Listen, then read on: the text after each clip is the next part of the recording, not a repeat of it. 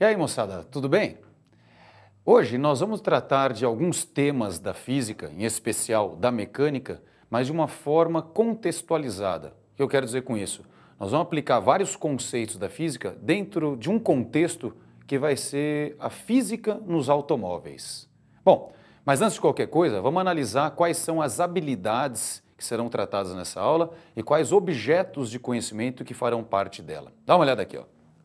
As habilidades. Habilidade 2. Associar a solução de problemas de comunicação, transporte, saúde ou outro com o correspondente desenvolvimento científico e tecnológico. Durante essa aula, nós vamos falar de problemas, por exemplo, de transporte, problemas de saúde, que seria o caso das colisões em que pessoas se acidentam, né? Pessoas às vezes se machucam demais. E nós vamos falar de tecnologias que hoje existem para diminuir o risco de qualquer possibilidade de morte, por exemplo, num acidente qualquer. Habilidade 6. Relacionar informações para compreender manuais de instalação ou utilização de aparelhos ou sistemas tecnológicos de uso comum. Também falando a respeito dos automóveis, nós vamos analisar alguns equipamentos existentes nos automóveis e, por exemplo, como é que são as informações dos manuais de funcionamento desses aparelhos. Habilidade 17, a mais comum em todas as questões do Enem. Relacionar informações apresentadas em diferentes formas de linguagem e representação usadas nas ciências físicas, químicas ou biológicas, como texto discursivo, gráficos, tabelas, relações matemáticas ou linguagem simbólica. Em todas as questões do Enem, você muitas vezes vai ter lá o texto discursivo associado a gráficos, tabelas, infográficos e outras formas de linguagem. Lógico que é uma habilidade importante saber relacionar essas diferentes formas de linguagem para poder compreender aquilo que é apresentado na questão. Habilidade 18. Relacionar propriedades físicas, químicas ou biológicas de produtos, sistemas ou procedimentos tecnológicos às finalidades a que se destinam. Então, por exemplo, quando eu for analisar com vocês a utilidade do airbag ou a utilidade, por exemplo, do encosto de cabeça no automóvel, nós vamos estar vendo, né, as finalidades a que se destinam alguns procedimentos ou sistemas tecnológicos. E a habilidade 20, caracterizar causas ou efeitos dos movimentos de partículas, substâncias, objetos ou corpos celestes. Nós vamos estar o tempo inteiro falando também a respeito de movimento de carros, por exemplo. E aí, esse movimento vai ter causas e efeitos que serão caracterizados. Os objetos de conhecimento. O movimento, o equilíbrio e a descoberta de leis físicas. Isso aqui consta da matriz de referência do Enem. Então, estaremos analisando grandezas fundamentais da mecânica, tempo, espaço, velocidade e aceleração, conceito de inércia, noção dinâmica de massa e quantidade de movimento, também chamada de movimento linear, força e variação da quantidade de movimento, leis de Newton, teorema do impulso e momento de uma força, também conhecido como torque. Vamos dar uma olhada então na primeira aplicação dentro dessa aula. Eu vou falar sobre velocidade média e o perigo de acidentes. Dá uma olhada nesse mapa retirado aqui do Google. Nesse mapa eu estou mostrando uma pessoa que sai da cidade de São Paulo com seu automóvel e vai até a cidade de Bertioga, o que totaliza uma distância de aproximadamente 120 quilômetros. O tempo de viagem entre essas duas cidades depende, obviamente, da velocidade média que o automóvel vai estar desenvolvendo. Dá uma olhada aqui, ó. A velocidade média de 90 km por hora. Então imagine que a pessoa resolva ir entre as cidades São Paulo e Bertioga, mantendo uma velocidade média, ou tendo uma velocidade média de 90 km por hora. Fazendo o cálculo, olha como é que fica. Ó. Velocidade média ΔS sobre ΔT. Colocando a velocidade média como 90. Se o deslocamento escalar é 120, você vai encontrar um tempo de 1,33 horas, o que corresponde a 80 minutos. Agora, nessa outra situação B, a velocidade média de 120 km por hora. Fazendo novamente a velocidade média ΔS sobre ΔT e colocando velocidade média de 120 com deslocamento também de 120, você obtém agora um tempo de deslocamento, um tempo de viagem de 1 hora, ou seja, 60 minutos. Aqui já é importante fazer uma comparação. A velocidade média de 90 km por hora é uma velocidade relativamente segura para quem está dirigindo e gasta-se nesse percurso um tempo de 80 minutos. Quando a pessoa resolve manter com seu carro ali uma velocidade média de 120 km por hora, essa já é uma velocidade que, no caso de um acidente, dificilmente a pessoa vai ter tempo para reagir e conseguir ali se livrar de uma situação qualquer. Ou seja, você aumenta demais aqui de 90 para 120 o risco de se acidentar por um problema qualquer que ocorra na viagem. Agora, olha a diferença de tempo, olha o tempo que você ganha na viagem. Você aumenta muito o seu risco de acidente. E em vez de fazer a viagem em 80 minutos, você completa em 60 minutos. Ou seja, por causa de 20 minutinhos para se chegar ao seu destino, você corre um risco muito desnecessário aqui. Item C, ó, velocidade média de 160 km por hora. Agora, velocidade média, 160 km por hora. O deslocamento continua sendo 120 km. Você obtém agora um tempo de viagem de 45 minutos. Volta a fazer o mesmo comentário. Imagine se você aumentar sua velocidade média de 120 para 160 km por hora. A 160 km por hora, dificilmente uma pessoa consegue se livrar de qualquer tipo de acidente ali, caso ocorra um imprevisto durante a viagem no meio da estrada. E o tempo que se ganha é um tempo relativamente muito pequeno, de 60 para 45 minutos, você ganha 15 minutos nessa viagem. E por último, um caso aí absurdamente excessivo. Velocidade média de 180 km por hora. Com essa velocidade média, no percurso de 120 km, o tempo de viagem seria de 0,66 horas ou 40 minutos. Mais uma vez, comprovando que o aumento significativo de velocidade média não representa uma diminuição significativa do tempo de viagem. Olha ali, ó. Aumentando essa velocidade média, proporcionalmente o tempo de viagem diminui. Com isso, chega-se mais rápido ao destino. Mas vale a pena o risco de trafegar a altas velocidades? Fazendo de novo aquela análise, para ter, por exemplo, a velocidade média de 80 km por hora, certamente o carro terá velocidades maiores que esse valor durante alguns momentos, pois sua velocidade também será inferior a 80 km por hora em outros momentos. Velocidades próximas a esse valor ainda são seguras para o motorista e passageiros. Para chegar em Bertioga apenas 20 minutinhos antes, a velocidade média do carro deveria ser de 120 km por hora.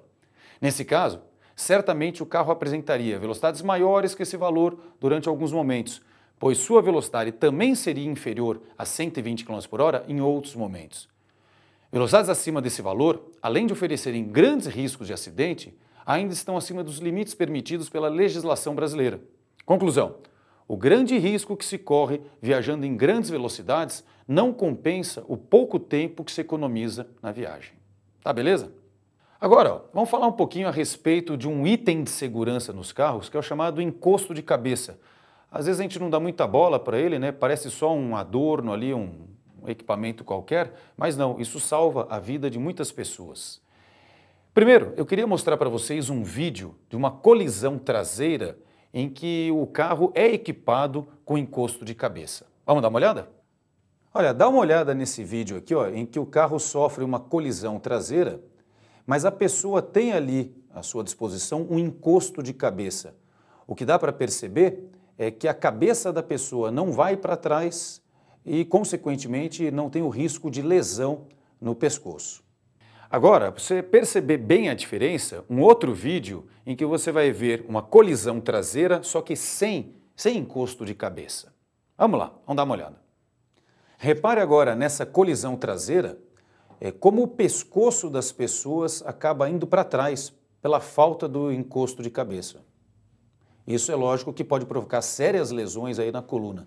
Depois desses vídeos, vamos analisar quais os princípios ou conceitos físicos explicam a eficácia desses dispositivos. Para isso, devemos começar recordando a lei da inércia. Se a resultante das forças que agem sobre um corpo é nula, ele apresenta a tendência natural de manter seu estado de movimento. Dá uma olhada aqui na tela. Quando a resultante é zero, corpos em repouso tendem a permanecer em repouso. Agora, se o corpo estiver em movimento, ele tende a permanecer com esse movimento, só que com velocidade constante, ou seja, um movimento retilíneo e uniforme. Quando o carro está parado e ele é abalroado por trás, o corpo de seus integrantes, por inércia, tende a manter seu estado de movimento, ou seja, tende a permanecer em repouso.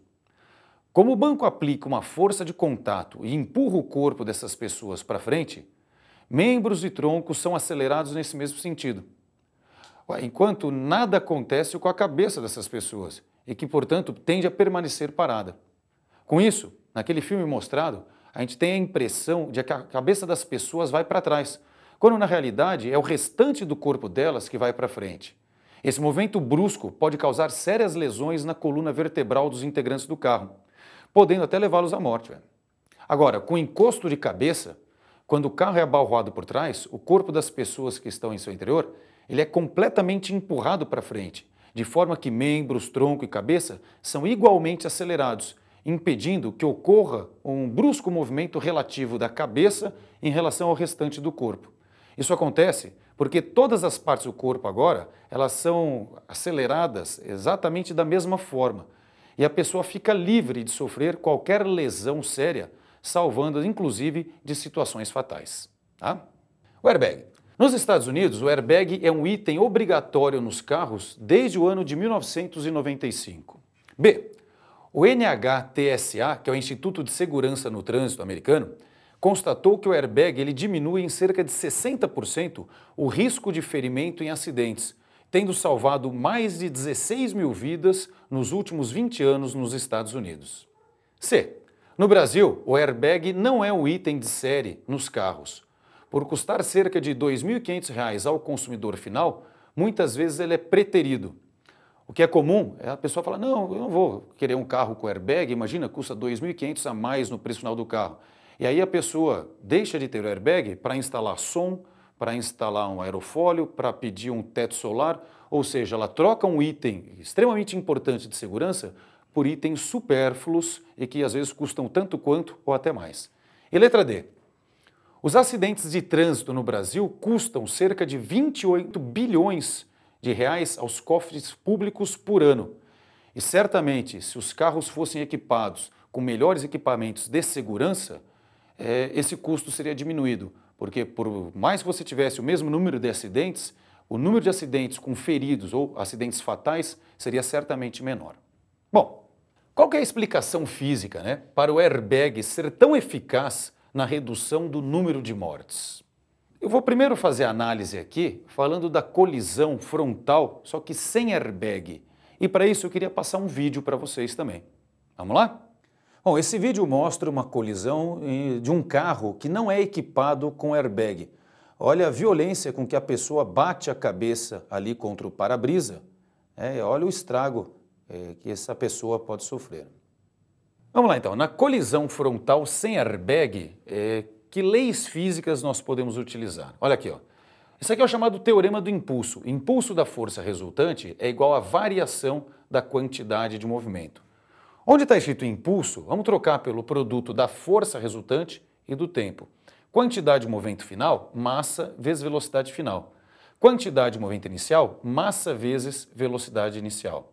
Agora, independentemente da colisão, da forma que ela vai ocorrer, a velocidade final eu posso considerar como zero. Após a batida e tudo mais, a pessoa, por exemplo, que vai sofrer a colisão da cabeça dela contra o vidro ou da cabeça dela contra a direção do carro, no final das contas ela vai ser desacelerada e vai ter velocidade zero.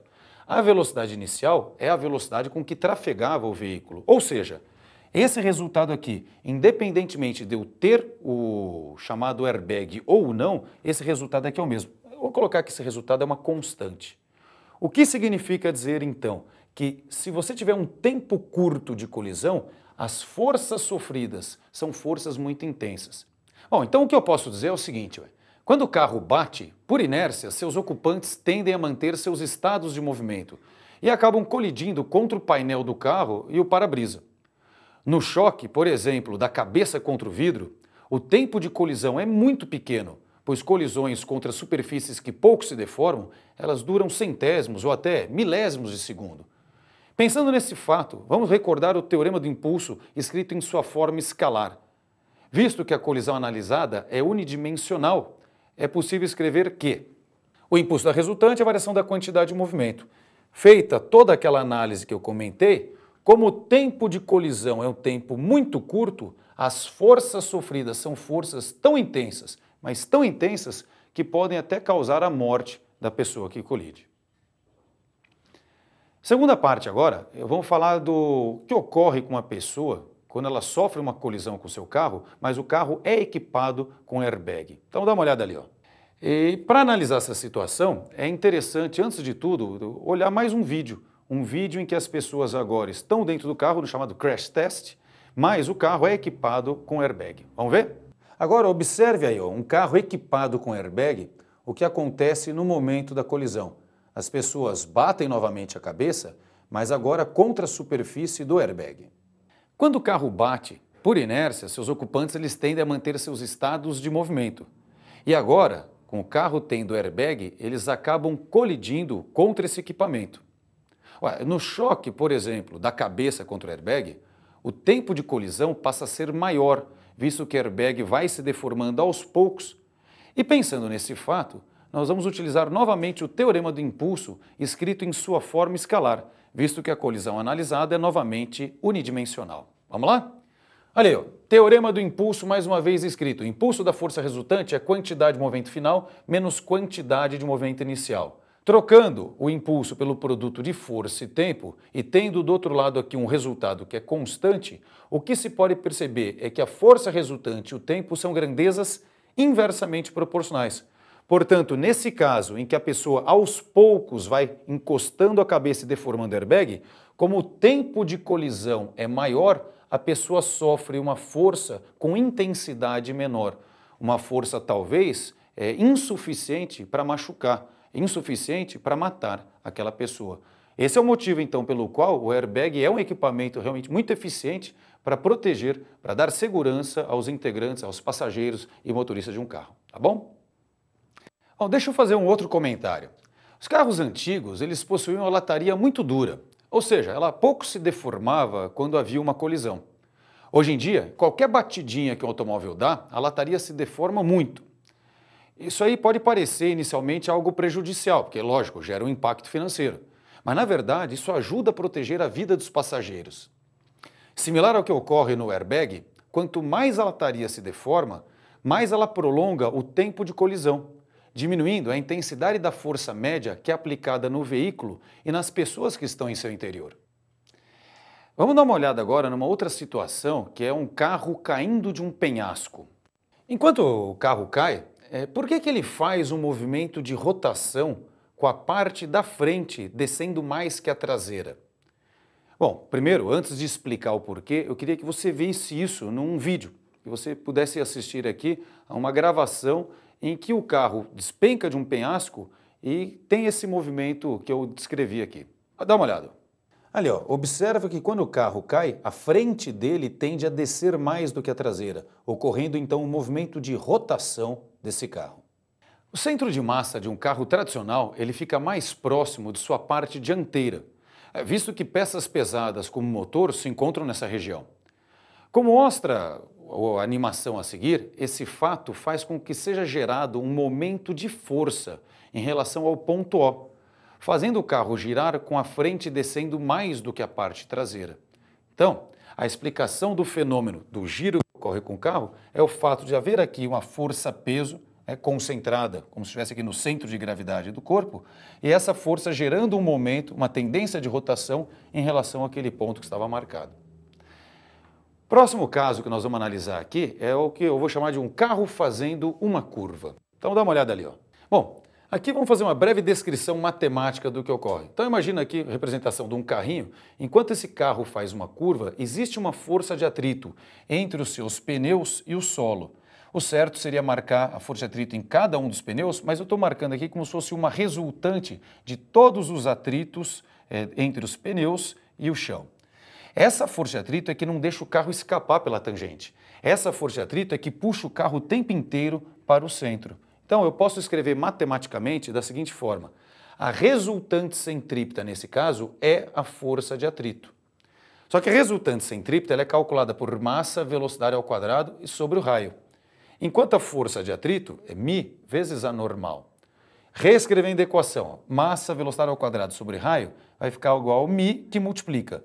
No lugar da normal, eu tenho a força normal para cima, eu tenho o peso do carro para baixo, essas duas forças estão se anulando. só se anulam porque têm intensidades iguais. Então, no lugar da normal, se eu colocar a intensidade do peso, que é mg, não há prejuízo algum.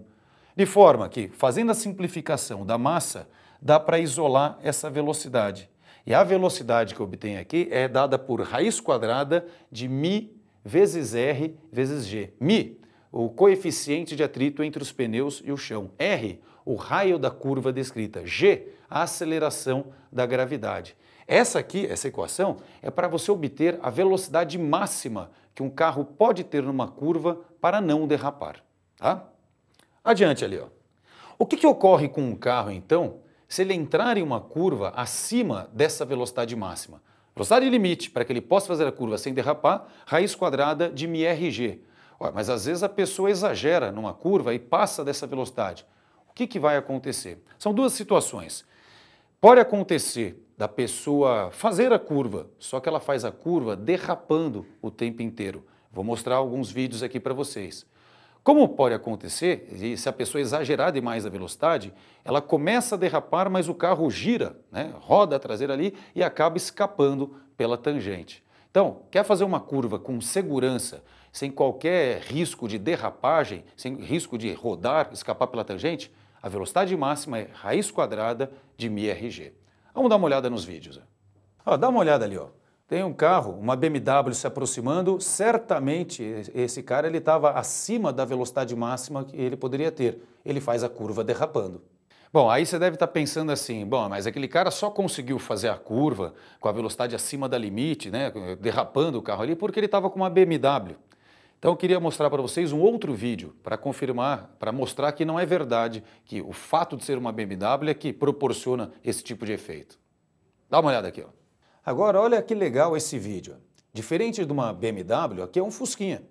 E o Fusquinha faz o tempo inteiro essa curva aqui derrapando, né, jogando a traseira ali.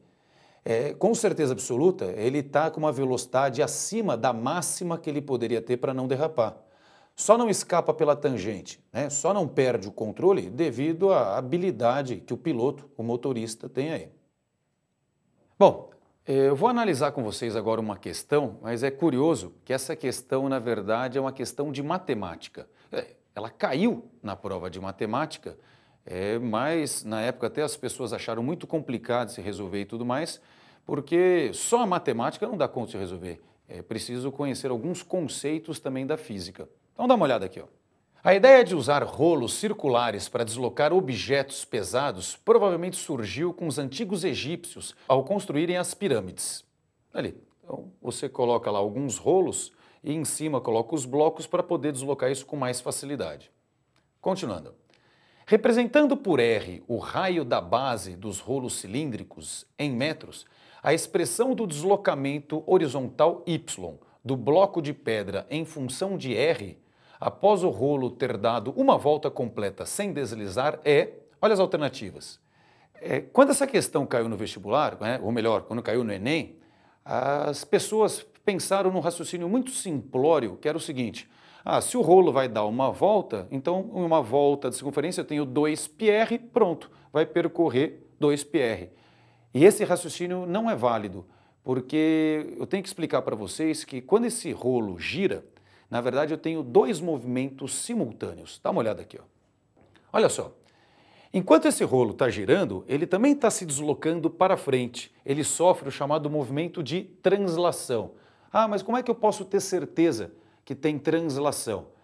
Se não houvesse translação, você teria o rolo girando o tempo inteiro exatamente no mesmo lugar. Imagine, por exemplo, coloca um carro numa pista de patinação com gelo. Se você fizer a roda do carro girar, ela gira, mas o tempo inteiro no mesmo lugar. O carro não anda para frente, não há translação. Então, se eu pensar nesse caso que há translação, todos os pontos do cilindro eles vão ter exatamente a mesma velocidade para frente, que é a velocidade aqui do centro de massa. Mas tem que se pensar que você não tem só a translação. O tempo inteiro aquele cilindro está girando. Se você não tivesse a rotação, aquele cilindro simplesmente escorregaria sobre o solo ali, desgastando a sua parte inferior. Então, eu tenho também a rotação. E nessa rotação, a parte superior tem uma velocidade para frente, a parte inferior uma velocidade para trás. Agora, como eu tenho translação e rotação simultâneas, a soma, a composição desses dois movimentos me gera essa última figura aqui, ó. Eu chamei de soma. Velocidade de translação para frente com velocidade de rotação para frente, isso me gera o dobro da velocidade do centro de massa no ponto superior. No próprio centro de massa, eu tenho velocidade de translação para frente, mas o centro de massa não tem rotação. Então, no centro de massa, eu tenho a própria velocidade que eu havia ali, que eu tinha para translação. Mas o mais curioso é o ponto mais baixo. Eu tenho uma velocidade de translação para frente, mas eu tenho a mesma velocidade de rotação para trás. Essas duas velocidades de valores idênticos e sentidos contrários se anulam, de forma que o ponto mais baixo desse cilindro tem velocidade igual a zero. O que é uma coisa difícil de se aceitar, né? Difícil até de acreditar, mas daqui a pouco, com uma ilustração e daqui a pouco com um vídeo, eu até provo isso aqui para vocês. Mas a questão toda é a seguinte. Se o cilindro completa uma volta graças ao seu movimento de rotação, cada um de seus pontos percorre uma distância de 2πr. O bloco de pedra, que se desloca com o dobro da velocidade por estar sempre em contato apenas com a parte superior dos cilindros, desloca então o dobro dessa distância, ou seja, 4πr. Agora, o mais curioso que eu estava falando é perceber, né, que a velocidade do ponto mais baixo desses cilindros é zero. E esse fato pode ser comprovado, por exemplo, num vídeo que eu vou mostrar daqui a pouco. Mas antes, só formalizar a resposta da questão. Dá uma olhada. O ponto superior era um ponto que tinha velocidade que era exatamente o dobro da velocidade do centro de massa. Se o centro de massa se desloca 2πr, o ponto superior, que tem o dobro da velocidade, desloca então 4πr. Bom, vamos dar uma olhada então num vídeo que mostra um tanque de guerra, e aí acho que vai dar para você perceber que realmente o ponto mais baixo da esteira desse tanque, esse ponto permanece parado. Vamos lá? Repara aqui no tanque de guerra que, por mais que o tanque esteja se deslocando, se você fixar um ponto qualquer na parte inferior da esteira dele, essa esteira ela fica em repouso, ela fica parada ali, o que mostra que realmente, quando você tem uma roda qualquer, o ponto mais baixo dela, enquanto sofre o movimento de translação e rotação, esse ponto fica em repouso. Bom, além do vídeo que você acabou de assistir sobre o tanque de guerra, tem uma fotografia que eu quero mostrar para vocês e que comprova aquilo que eu estava comentando. Dá uma olhada aqui, ó. Não é uma foto de altíssima resolução, mas eu acho que é uma foto genial para mostrar o que eu quero. Perceba que a parte de baixo da foto é uma parte que tem uma certa nitidez, né? Você consegue enxergar aqui os aros que você tem da roda. Enquanto a parte de cima da roda, essa nitidez se perde completamente. Você já não consegue mais enxergar os aros. Ah, mas por que isso? É que ao tirar a foto dessa roda em movimento, como foi visto ali na teoria, o ponto mais baixo da roda tem velocidade igual a zero. Ou seja, você está tirando uma foto de algo que está parado. E quando eu tiro foto de algo parado, eu realmente tenho nitidez na foto. Em contrapartida, o ponto mais alto da roda, como foi visto, ele tem exatamente o dobro da velocidade do ponto central dela. Então, se isso aqui tiver, por exemplo, uma velocidade de 30 km por hora, o ponto mais alto da roda vai ter uma velocidade de 60 km por hora. E ao tirar foto de coisas que estão em movimento, normalmente se perde realmente a nitidez. Então essa diferença de falta de nitidez e nitidez na foto é justamente pela diferença de velocidades que você tem entre os diversos pontos que a constituem. Bom, espero, pessoal, aí que eu possa ter contribuído aí com mais essa aula, porque você passou aqui por várias situações que envolvem carros e associadas aqui a habilidades e a conhecimentos de física. Existe uma chance relativamente grande de, no dia da prova do Enem, você ter situações ali da prova que também contextualizem as nossas questões com coisas aí do cotidiano, por exemplo, os veículos. Tá? Aquele grande abraço para vocês, até a próxima, tchau, tchau.